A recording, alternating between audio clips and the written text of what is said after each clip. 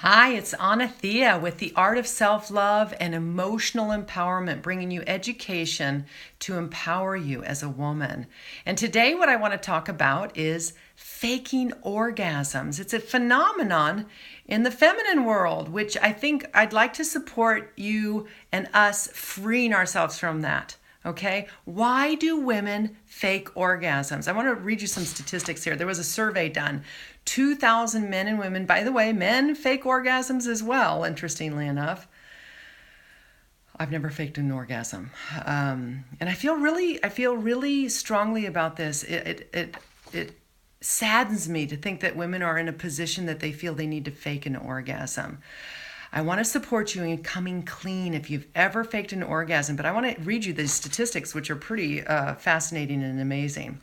This was a survey done with about 2,000 people, men and women, across Europe and the U.S., and they discovered that women are far more likely to fake an orgasm if they are in a relationship versus in a one-night stand. Interesting, wild, isn't it? Hi, welcome.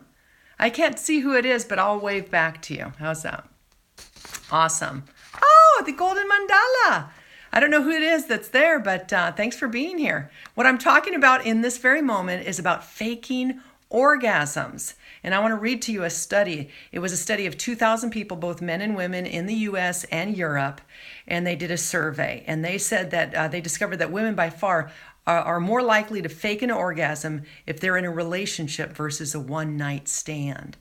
That's wild, isn't it? Maybe they just aren't having orgasms in one-night stands. I think that's what would be the case.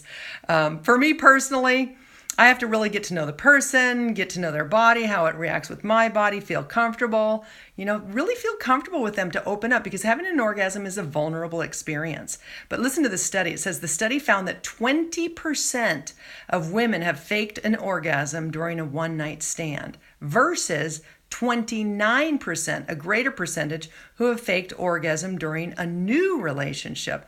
And this is even wilder, but 31%, so not 20, not 29, but 31%, a bigger percent, who have faked orgasm in a long-term relationship. Ladies, what's going on? What are we doing? Stop faking orgasms. Okay, it says, if this isn't harrowing news, if this harrowing news isn't quite enough, the research also found that of the 2,000 people surveyed, 68% of women admitted to faking an orgasm with their partner at some point, compared to just 27% of men. All right, so I want to encourage you to free yourself from that fakery. And it's not that you're fake, it's that maybe you're feeling pressured to have an orgasm. I think that's a big thing. Feeling pressured to have an orgasm. Your sexual response system is way different than a man's. And I want to cheerlead you on and support you that it is different. And if you take a long time, take forever. I want to encourage you to allow yourself to open and receive. And if you don't have an orgasm, that's okay too. But don't pretend like you have an orgasm. And the key here is pleasure. Just have pleasure. Because when you're faking an orgasm, what you're actually doing is you're tricking your sexual response system. You're not only faking out your partner, and this isn't an intimate act, right?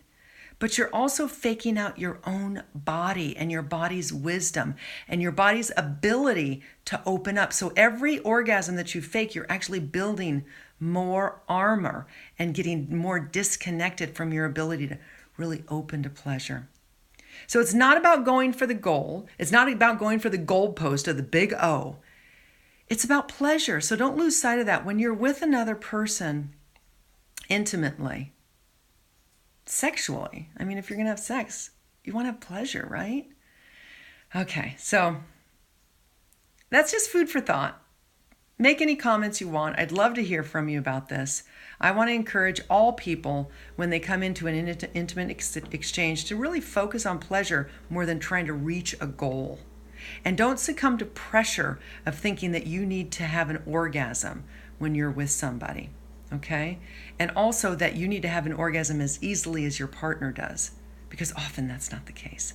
You need extra time, nurturing, touch, attentiveness. Yogi Bhajan actually says, from the Kundalini people, he says that a woman needs 72 hours in advance to be prepared for lovemaking. So honor your sexuality. Honor where you're at. If you're not having an orgasm, don't. It's okay. And the other thing is, speak your truth, speak your needs, get to know your body, get familiar with your body enough in a way that you can comfortably let your partner know what your needs are. All right. So before I go, I want to encourage you to go to the bio link, on the link in my bio on my profile, because you can take the love test. And in that love test, it's 10 quick questions. It takes about 4 minutes to do. And you'll learn how much you love your feminine side. And that's what I want you to do, is really honor and love your feminine side. And the feminine side can take forever. It can take eternity. We're not trying to hit a goal. We're just being, okay? So take that love test. Check out the link in my bio. It's going to give a little message before it leaves Instagram. But click the link. You'll go there. You'll see the love test. Click on that. You'll get the love test. And it'll give you what I call your feminine love quotient, the percent that you love your feminine side. And I get a lot of women saying, I really want to be more connected to my feminine side. And in this more masculine world, and I'm not talking men, women, I'm talking about masculine energies and feminine energies. In this more masculine world, we have to get up and make things happen, do things, instead of just really learning how to be like, oh my God, it's just beautiful being here, right here in my body. That's feminine, and that's where your wisdom is. So get connected to your feminine side. Take the love test. Check it out at the link in my bio. Have a beautiful day, and I'll see you guys next time. Namaste.